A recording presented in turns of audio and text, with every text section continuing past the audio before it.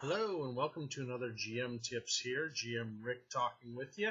And today we're going to discuss an interesting topic, and it's based kind of on the new book that I got, but I think it kind of goes with a little bit of everything. Everybody's been wondering, aquatic adventures, is it worth it for D&D and Pathfinder? And is it worth it just in general for any D20 campaign? And the answer is yes. The topic today that I'm going to talk about is underwater adventures. And I think that topic has been touched before, but I don't think it's been really gone into and really dove into as to how do you run an aquatic underwater-based adventure, where maybe 80% or more of your adventure is going to be underwater. So you have to ask yourself, how do I do this? How does my system talk about it? And honestly, most systems don't. I hate to say it, a good 80% of the systems out there, with the exceptions maybe of Gurps, Open Legend, which I haven't dove too far into, and maybe a few of the sci-fi campaigns, and a little bit with Dungeons and Dragons, and a little bit better with Pathfinder, have talked about how do you handle it. Number one, underwater adventures. Unless you have an aquatic PC player character, it's not an easy thing to be adventuring in. It's just not. You can't take a land-based character and stick them underwater and have them be effective. It's just not the nature of a game. So you've got choices as a GM. First one choice when you design an aquatic campaign is, are your PCs aquatic? If they are, it gives them distinct advantages. Number one, it's their environment.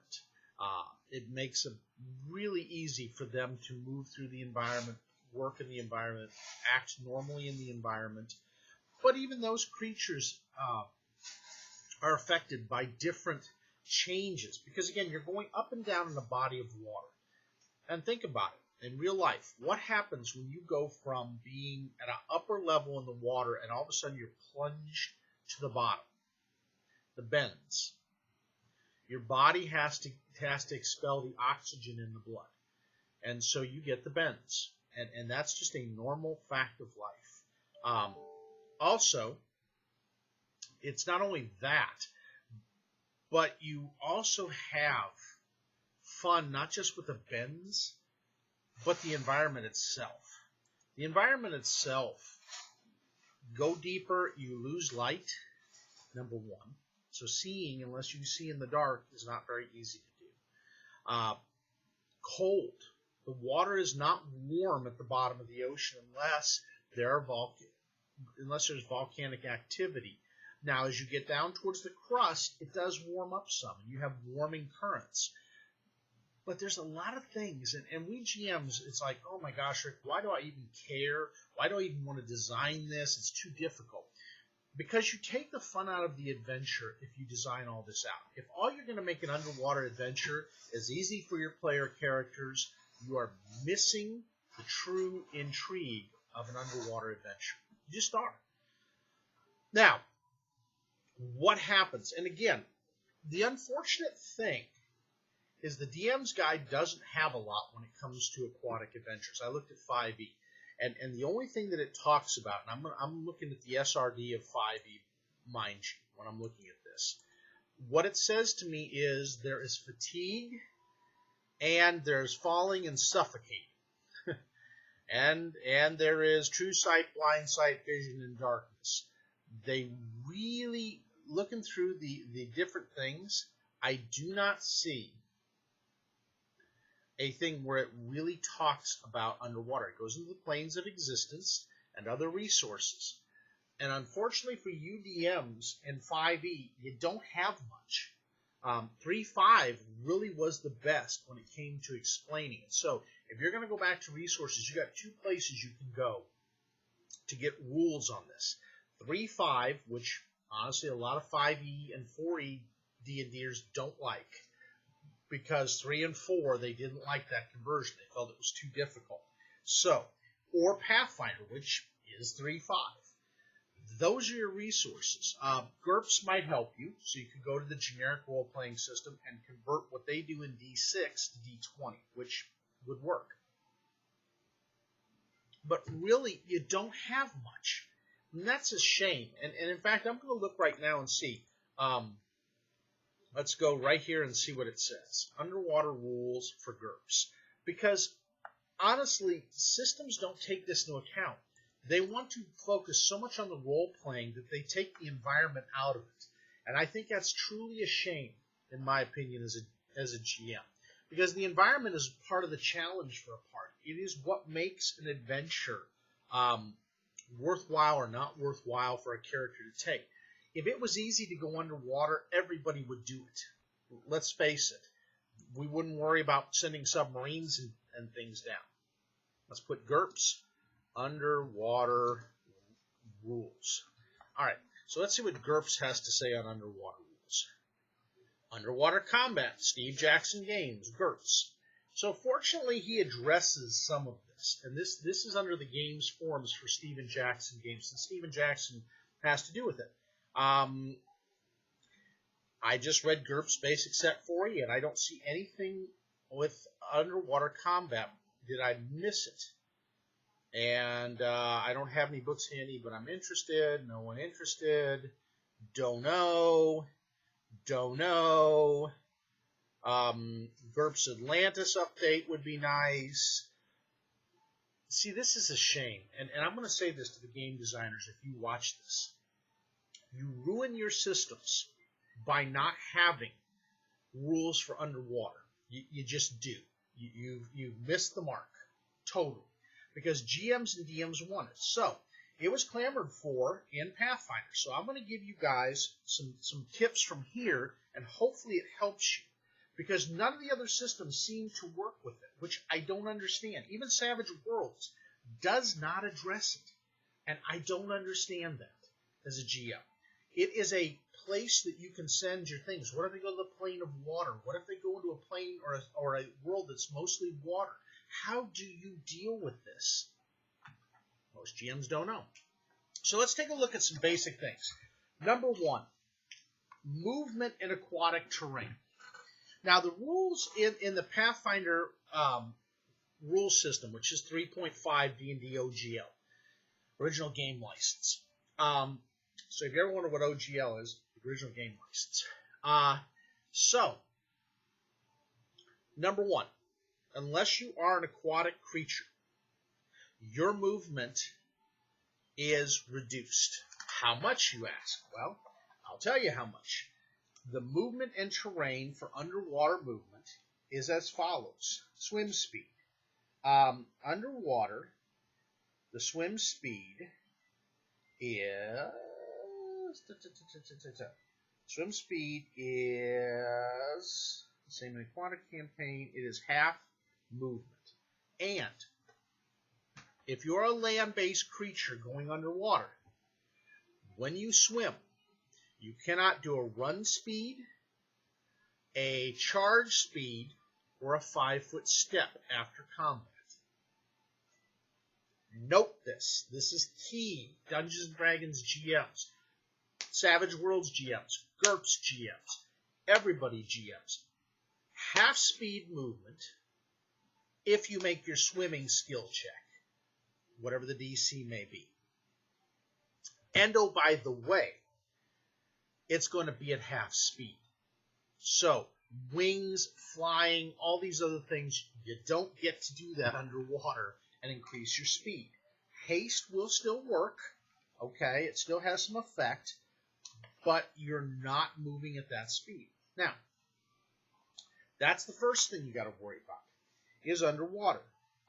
So what it says is this. Land-dwelling creatures generally have a sinking buoyancy unless they're carrying a substantial amount of low-dense gear like wooden items or corked items or other things that will allow you buoyancy. And especially if you're carrying other items that become waterlogged or can weigh you down. Okay? Now, the swim speed, you do the swim speed, and they give it to you in here. The swim speed things for aquatic terrain. So flowing water, fast rivers, if you swim underwater or above water, is a DC 15. White water is much more powerful. Now, the other problem is non-flowing water, if you're underwater, is a DC 15 unless it's a stormy, turbulent condition, which is a DC 20. So difficulty of that. Stealth and detection underwater.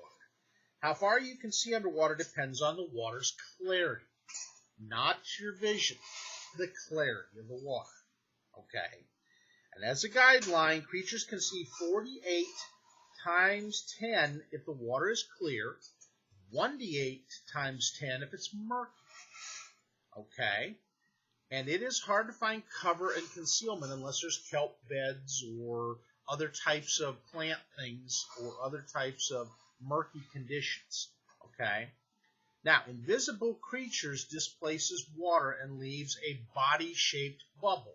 So invisibility doesn't work well underwater. You leave signs that something is there. May not know what, but something is there. Okay? So, that's sight. Now let's go back to buoyancy, because buoyancy is important, especially if you're land-based. If you're water-based, it's very different, okay? So take into account, there's going to be a different set of rules for waterborne creatures that know these things, okay? So, land-based creatures with buoyancy.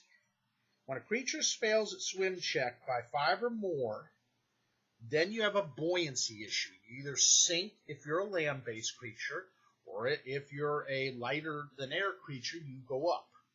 Okay? So keep that in mind. Now, some aquatic creatures may be very buoyant. So if they miss their swim check, they go up. Okay?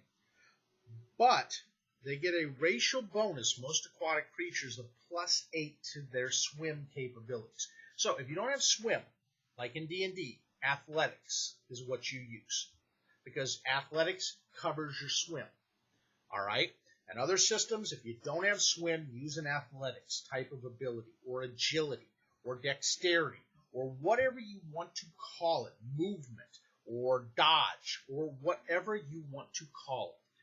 This is where you have your bonuses, and it's based on a 20. Now, a D6 system, you're going to have to convert that over to what the D6 is. Maybe 3D6, 4D6, you take it, and the DC is a 14 or a 12 or whatever. Just keep that in mind. Okay? The other thing that is important with this is that you need to stay at a DC 20 to keep going underwater. Let's see, what does it say? At the right buoyancy.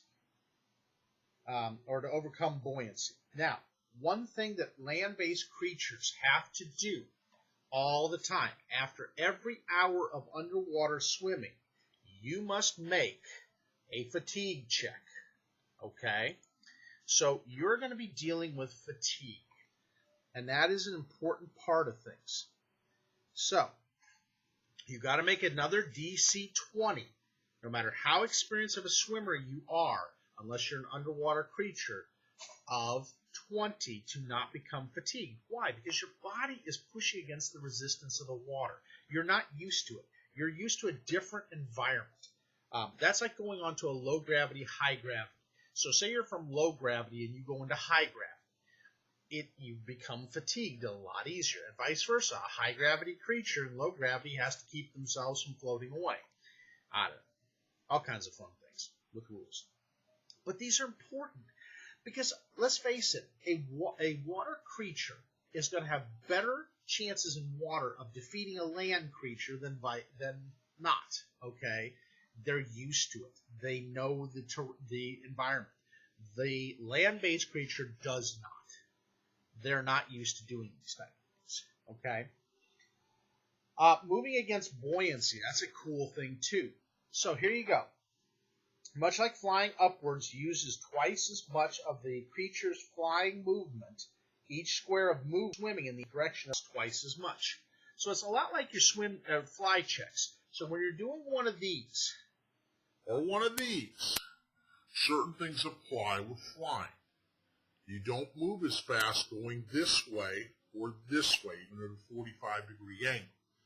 The same is true with swimming in buoyancy. You're fighting your buoyancy to swim. Okay? So you're fighting to not sink, so you're going much slower to not do that. All right.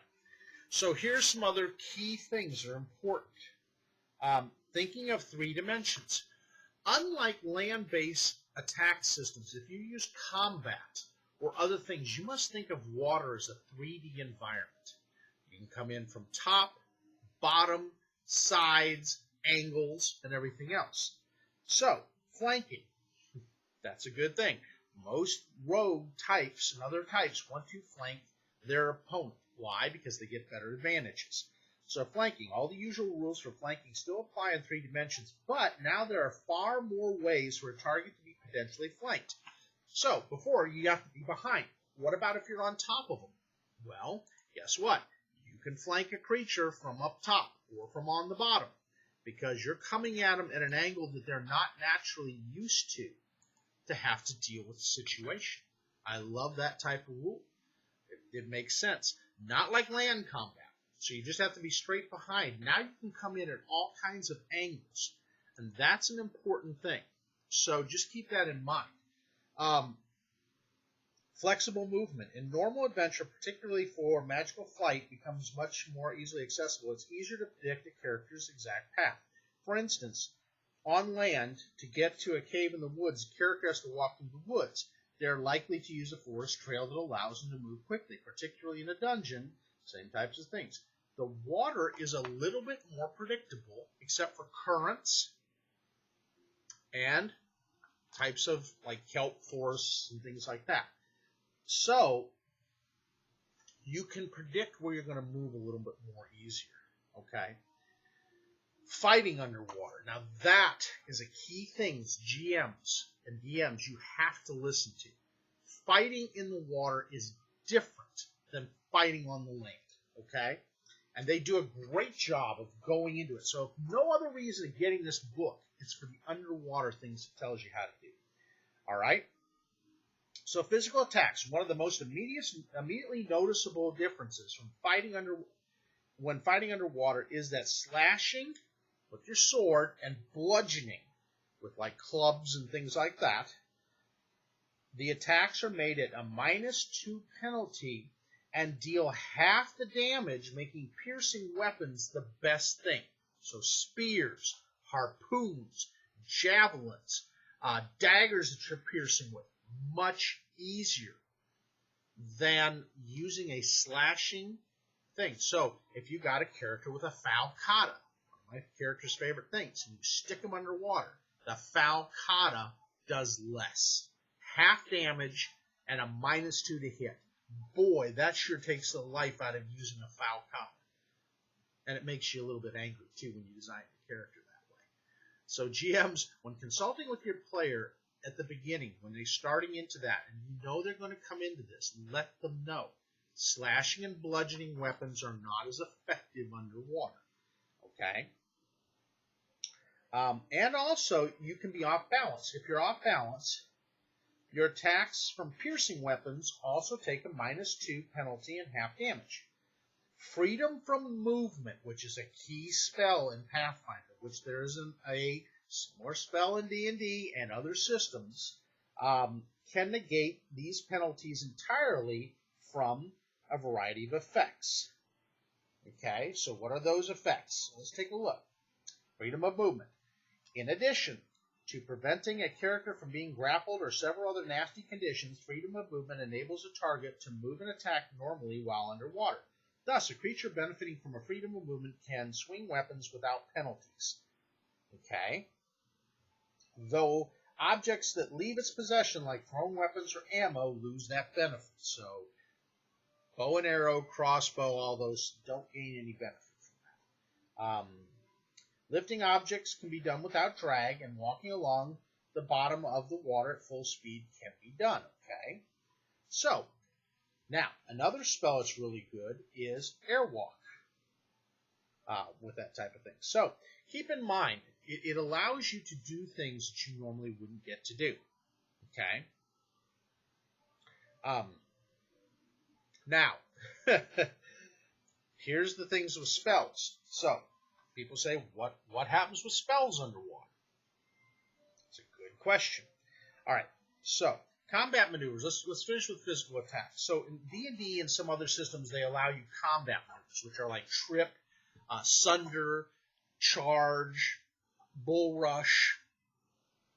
Doing different things that will cause your opponent to be knocked off guard. Most combat maneuvers work underwater, although you take a -2 penalty to grapple combat checks if you don't have a swim speed. Even tripping is possible underwater with these rules, so you have to look under the tripping rules for underwater. It's there, but it's just not as easy. Okay? So ranged weapons. Traditional physical ranged weapons attacks underwater are much more challenged due to the increased drag of the water compared to the air. Ranged attacks normally take a -2 penalty for every 5 foot of water. So if an opponent's 100 feet away, that's a -40 to your attack. 25-foot increments at -2.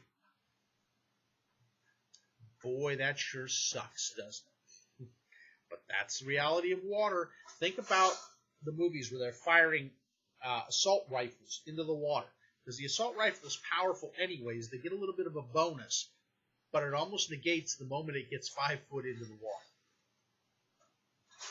So keep that in mind. It's not as effective at harming you. All right? In addition to the range increment penalties. So not only do you have range increment penalties, but you've got drag penalties. So using a longbow underwater, bad idea.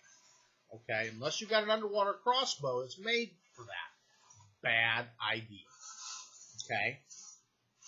The exceptions are the underwater light crossbow and heavy underwater crossbows, which ignore the penalty for ranged attacks underwater, but have significant reduced damage increment underwater. So in other words, they don't do as much damage when they hit, but they still do have effect. Thrown attacks usually don't work underwater at all. So if you're trying to throw a throwing axe, a dagger, forget it. Too much drag. Way too much drag. So all you're going to do is throw it out of your hand and it's going to drop. So keep that in mind. Now, I think this is great. Finally, somebody says what happens. Now, they had some of this in in pages 432 and 433 of the core rulebook, if you want to look in Pathfinder on the PRD or SRD. Now, tripping underwater. While flying creatures specifically can't be tripped, the core rulebook doesn't specify. The same is true with swimming. Being prone doesn't mean much while swimming with a swimming creature. For instance, a successful trip against a swimming creature forces that creature to attempt a swim check at a DC equal to the result of the combat maneuver check for the trip. Failing means you become off balance in water. So it means you just don't defend yourself as well. You're kind of spinning around in the water. Okay? And off balance doesn't affect the attack rolls. The target just has to simply make a swim check to regain the balance. So you could take out an action because they're spinning around, which makes sense. You don't necessarily destroy the NPC or PC's ability, but you just make it tougher for them to recover from. So keep that in mind. Now, it's going to be a little longer video, so those of you hang with me, it'll probably be a 30-minute video, just because I think these are important things. Now, spell casting underwater. Okay, important things. While various spells have different effects underwater, the most fundamental hindrance to spell casting, at least at low levels, is the fact that a creature holding its breath must make a concentration check, which is your spellcraft check, or concentration in D&D or whatever it may be in whatever system for spell casting, to cast a spell at all, whether or not a spell has a verbal component. And the reason is you're trying not to drown while casting this spell. Okay? Spells that have verbal components and casting time are swift or immediate actions. Instead, decrease the caster's remaining number of rounds of breath by 1. So if you're holding your breath and you try to do this, now you're pretty much screwed unless you have underwater breathing, which is water breathing. That's a different animal. Okay? So now the types of spells. Let's hit the spells. Invisibility. Underwater invisible creature still displaces water, making it possible to spot and target as if it had only concealment versus the actual invisibility effect. Sonic spells. While sound travels 4 times faster and farther in water than air, it also takes more energy to do so. So, in the end, sonic spells have the same results underwater that they do on land. Okay, no advantage. There's the fire spells. While normal fire, while alchemist fire and stuff like that, and supernatural fire can't burn underwater at all, fire spells have a chance to transform into steam instead. Whenever you cast a fire spell underwater, you must exceed your caster level check in order to channel the heat into the water, creating steam, doing the same amount of fire damage, but without the secondary effects. It's nothing combusts or anything like that. You're just boiling the creature is all you're doing. Still pretty cool, you know. Doesn't take it away. Shocking. I always love those. While normal electricity, such as that from thunderstorms, tends to disperse in all directions underwater, magical electricity spells hold their integrity enough to have normal effects underwater, with the exception. Visible and audible lightning bolts and sparks are the result of combustible air, and they don't happen underwater. Because of this, creatures that fail to identify an electricity spell that requires a ranged touch attack are flat-footed. So basically, normally when you see an arc coming out of the caster's hand, you don't see that underwater. No combustion, right? No air combustion, no spark, no light. Advantage there, right? Cold spells. That could suck underwater. Spells that deal cold damage, but spells that deal cold damage but don't normally conjure ice, like Cone of Cold, instead deal half cold damage and half piercing damage. Because it's plant water, it just doesn't fly as well. Fog, cloud, and obscuring mist specifically don't work underwater. Okay? Twilight haze, however, has a little bit of effect. Conjuration spells that conjure non-magical acids, such as Melf's acid arrow, don't work properly underwater, as the water dilutes the acid harmlessly. Evocation spells that deal acid damage, like a fireball affected by an elemental metamagic feat, work normally. So only your metamagical ones, if you conjure the acid, it doesn't work. If you're transforming a spell to acid, like a fireball, because you have a metamagic feat, then it works normally. See how much difference this is in this type of stuff? They also have perception rules, survival, and other things. I'm not going to go into that. I will, however, deal with drowning and crushing. Okay? Drowning is one of the most obvious dangers of an underwater adventure, as a creature can typically hold its breath for the number of rounds equal to twice its con score. So keep that in mind. D&D players, anybody that's got con score or fortitude type of scores, double the rounds is how long, or double the score is how long you can hold it. Okay? So that's the actual score, not the modifier. So if you have a 12 con, 24 rounds. Okay?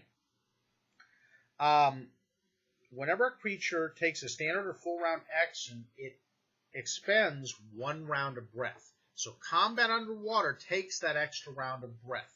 So not only do you have to fight, but you lose 1 round you can be underwater. Sucks, huh? Okay. Initially, exhaling breath expends 1 to 3 rounds for each exhalation. So if you're trying to say something, 1 to 3 rounds go. Alright, so what's going to happen? Once a creature has used up its rounds of safety, it lives on the knife edge between life and death. Each round, the creature must make a constitution check with the starting DC at 10. So a con save or a con check. You have to do it every round with the DC starting at 10 and increasing 1 each round after. Alright? So say after you're starting to feel the drowning effects, it's 8 rounds after. Your DC is an 18. 10 rounds after, 20. And on and on and on until you drown. Alright? Once it fails this check, the creature begins drowning and falling unconscious, dropping to -1 hit points. Hear me, GMs. -1 hit points. Keep in mind. Crushing is a fortitude save, and it's 1d6, and it goes into a lot of rules there. So, I'm not going to take enough time, but get to know the environment, folks, and look it up and get this book. Thanks again, and I hope you enjoy the underwater campaigns. These are just the effects and things you got to understand. My next session is going to be on designing the creatures and the type of encounters. Thanks again, GM Rick out.